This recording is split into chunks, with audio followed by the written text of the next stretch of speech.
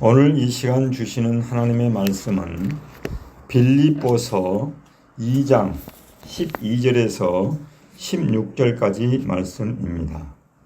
이 계시된 하나님의 말씀을 제가 봉독하도록 하겠습니다. 빌립보서 2장 12절에서 16절까지 말씀.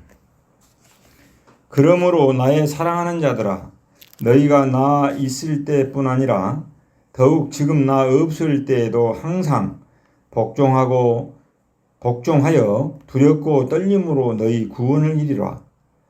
너희 안에서 행하시는 이는 하나님이시니 자기의 기쁘신 뜻을 위하여 너희에게 소원을 두고 행하게 하시나니 모든 일을 원망과 시비가 없이 하라. 이는 너희가 흠이 없고 순전하여 어그러지고 거슬리는 세대 가운데서 하나님의 흠없는 자녀로 세상에서 그들 가운데 빛들로 나타내며 생명의 말씀을 밝혀 나의 달려갈 길이 헛되지 아니하고 수고도 헛되지 아니하므로 그리스도의 날에 내가 자랑할 것이 있게 하려 함이라. 아멘. 여러분 반갑습니다. 여러분 환영합니다. 서로 이렇게 하면 인사하겠습니다. 두렵고 떨림으로 구원을 이루어 갑시다.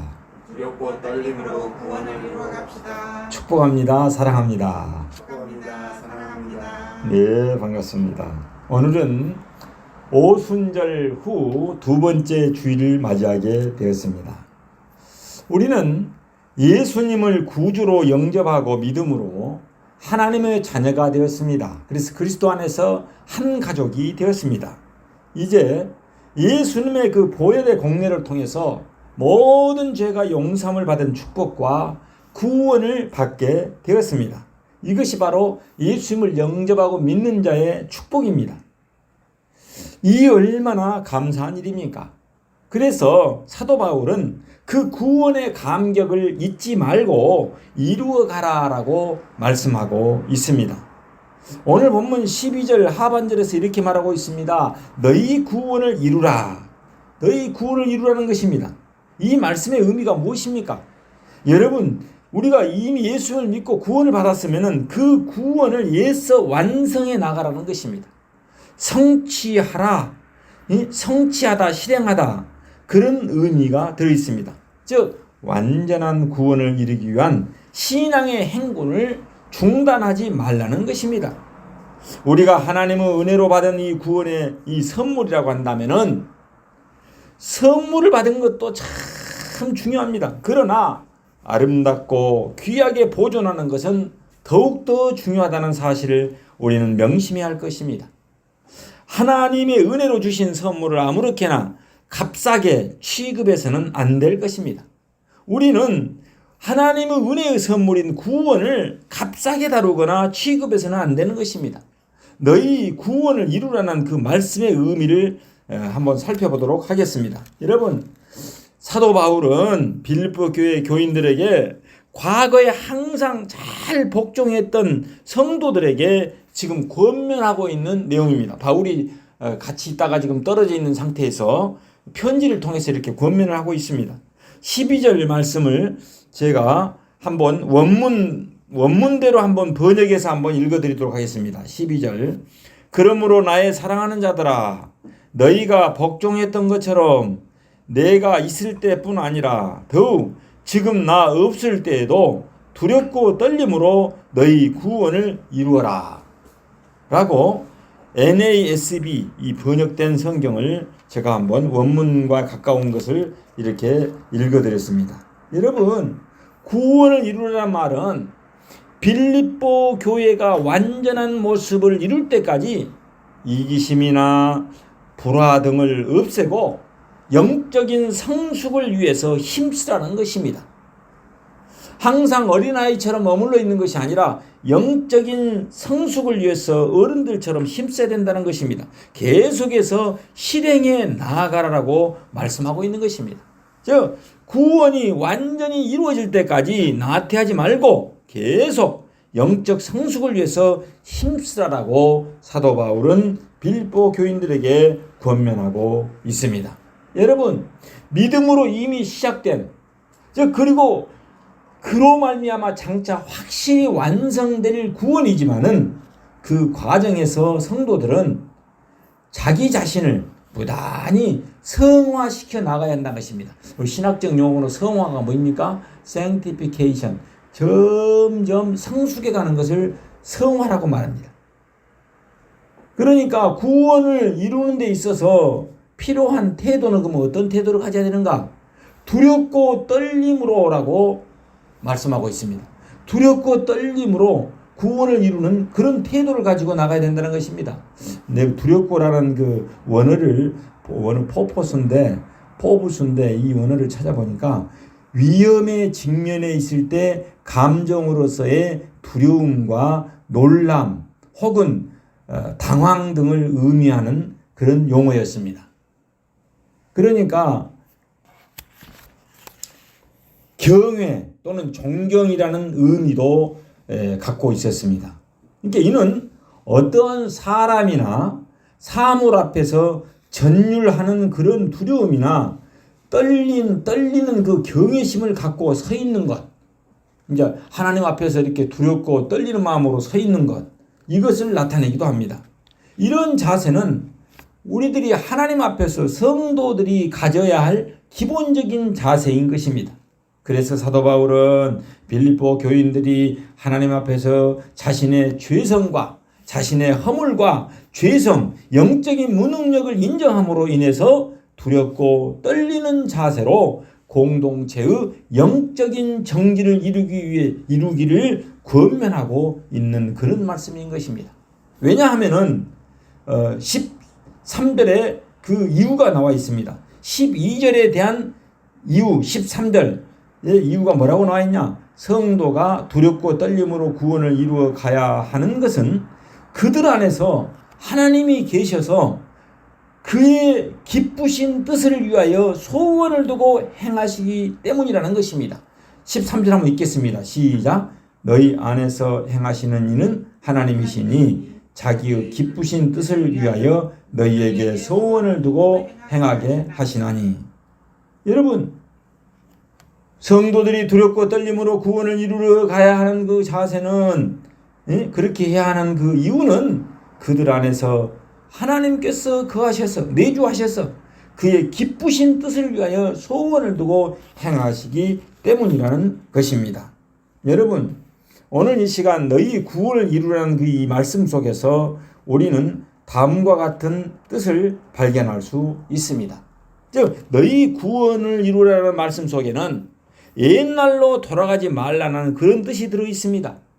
이스라엘 백성들이 애굽에 들어가게 된 것은 애굽의 즉 야곱의 11번째 아들이 누굽니까?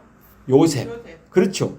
요셉이 약관 30살에 대제국 이집트의 국무총리로 출시하고 난 후 자기 아버지 야곱과 형제들과 그의 가족 70명을 집단으로 초청하는 데서부터 비롯되었습니다.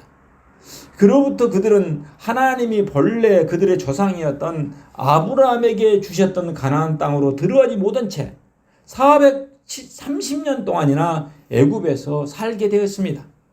처음에는 애굽으로 이민을 갈 때만 해도 국무총리의 초청이 있었기 때문에 대접과 예우를 받을 수 있었습니다. 그러나 요셉이 죽고 난 이후로부터는 이스라엘의 처지는 점차 노예의 신세로 전락되어 버렸습니다.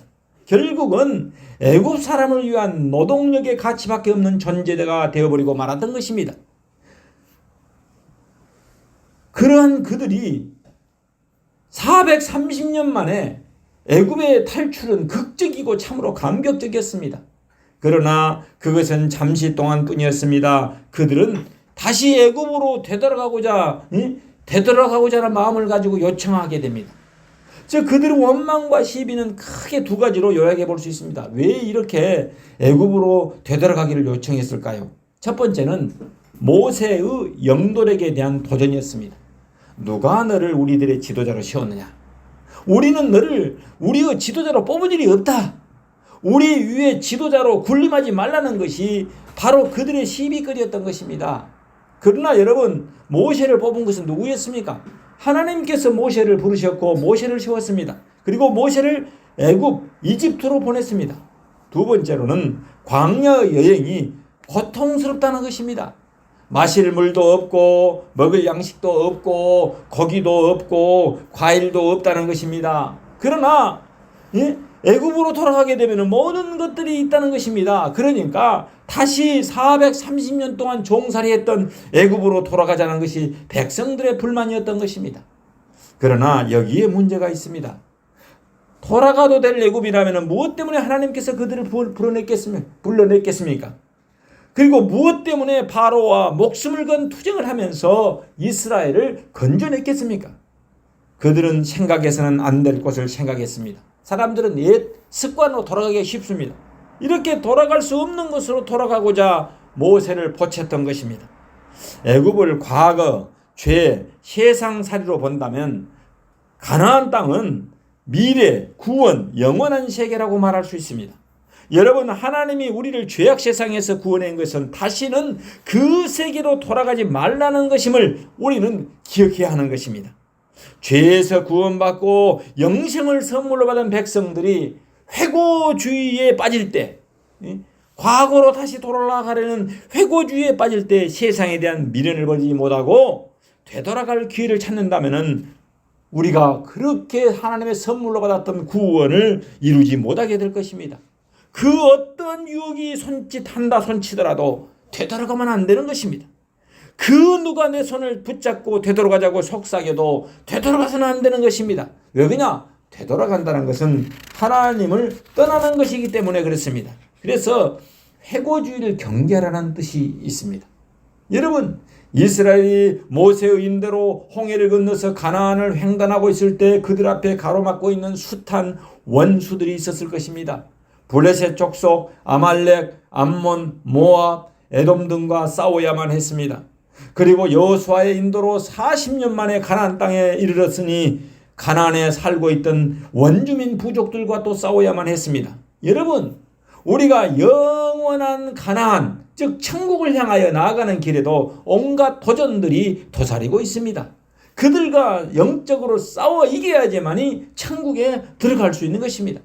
믿음으로 구원을 받았다고 해서 태만하거나 자만에 빠지면 원수의 공격이 시작되는 것입니다. 하나님께서 사랑하는 여러분, 우리는 위기 때는 실패했을 때보다는 성공했을 때가 언제냐? 바로 위기의 때인 것입니다. 가난하고 못 살 때보다는 부유하고 잘 살 때라는 것을 우리는 항상 주의해야 합니다. 그래서 성경은 뭐라고 합니까? 선줄로 생각하는 자는 넘어질까 조심하라. 다 함께 한번 따라합시다. 선줄로 생각하는 자는 넘어질까 조심하라. 성공했다고 할 때 넘어지기가 쉽습니다. 여러분, 그래서 성경은 고린도전서 10장 12절에서 선줄로 생각하는 자는 넘어질까 조심하라고 말씀했던 것입니다. 구원받은 우리에게 부딪혀오는 도전은 어떤 것들이 있습니까? 여러분, 가난입니까? 질병입니까? 그런 것들도 물론 시험이고 시련이고 도전일 수 있습니다. 그러나 가장 무서운 도전은 영적으로 볼 때 악마의 세력입니다. 악의 세력인 것입니다. 우리가 받은 구원을 송두리째 뒤집어버리고 사탄 왕국의 시민을 삼으려는 교모하고도 사악한 사탄의 도전이 문제인 것입니다. 그래서 사도 바울은 에베소서 6장 11절에서 이렇게 말합니다. 마귀의 괴계를 능히 대적하기 위하여 하나님의 전신갑주를 입으라는 것입니다. 사탄 마귀가 끊임없이 우리를 넘어뜨리기 위해서 대적하니까 하나님의 말씀과 기도로 우리는 전신갑주를 입고 무장해야 되는 것입니다. 여러분, 하나님의 말씀으로 무장하고 현실적인 도전을 물리쳐야지만이 구원을 이룰 수 있기 때문입니다. 영적인 싸움에서 지게 되면 영적인 노예가 되고 맙니다. 그래서 도전과 싸워 이기고 승리자가 되는 것이 구원을 이루는 것입니다. 두 번째로는 현실적인 도전과 싸워 이기라는 그런 뜻이 들어 있습니다. 나 같은 죄인을 살리기 위해서 십자가의 고통을 당하신 예수님을 생각하는 생활, 그리고 나 때문에 손과 발에 못이 박히고 고통을 당하셨던 예수님의 아픔을 되새기는 생활, 그리고 그 은혜로 용서받을 수 없는 나 같은 죄인도 죄사함을 받아서 새사람이 되었다는 이 감격을 가지고 하루하루를 살아가는 것이 바로 구원을 이루어가는 삶인 것입니다. 부모님의 사랑을 깨닫고 하루하루를 감사하는 마음으로 살아가는 자녀라면은 자연스럽게 말하지 않아도 부모님을 공경하고 효도하게 되어 있습니다. 스승의 은혜를 깨닫는 제자라면은 자연스럽게 말하지 않아도 스승을 존경하고 존중하게 되어 있습니다. 하나님의 은혜에 감개가는 그리스도인이라면 그 사랑에 감개가해서 하루하루를 감사하고 찬송하면서 살아가지 않을 수 없는 것입니다. 사도 바울은 오늘 본문에서 두렵고 떨림으로 구원을 이루어라고 말씀하고 있습니다. 어떠한 유혹과 현실의 도전이 앞을 가로막는다 해도 믿음으로 무장하고 말씀과 기도로 무장하여 싸워 이긴다면은 예수님이 예비하신 영원한 세계 하나님의 나라에 찬송을 부르며 입성하게 될 것입니다. 여러분, 받은 바 구원을 감사합시다. 그 구원을 지킵시다. 그리고 그 구원을 두렵고 떨림으로 이루어 갑시다. 그렇게 함으로써 영원한 하나님의 나라에 입성해서 하나님께 영광을 돌리며 영생복락을 누리는 저와 여러분이 되시길 예수 이름으로 축원합니다. 아멘. 기도하겠습니다. 사랑의 주님, 예수님을 영접하고 믿음으로 구원받은 하나님의 자녀가 되게 해주시니 감사를 드립니다. 이제 예수님의 보혈의 공로를 통해서 죄사함을 받는 축복과 구원을 받게 되었습니다. 이제는 그 구원의 감격을 잊지 않고 이루어가게 하옵소서. 우리 모두가 이스라엘 백성들처럼 과거 회고주의에 빠지지 않게 하옵소서. 예수님을 믿고 받은 구원을 두렵고 떨림으로 이루어감으로써 궁극적으로는 우리 모두가 천국에서 영생복락을 누리게 하옵소서.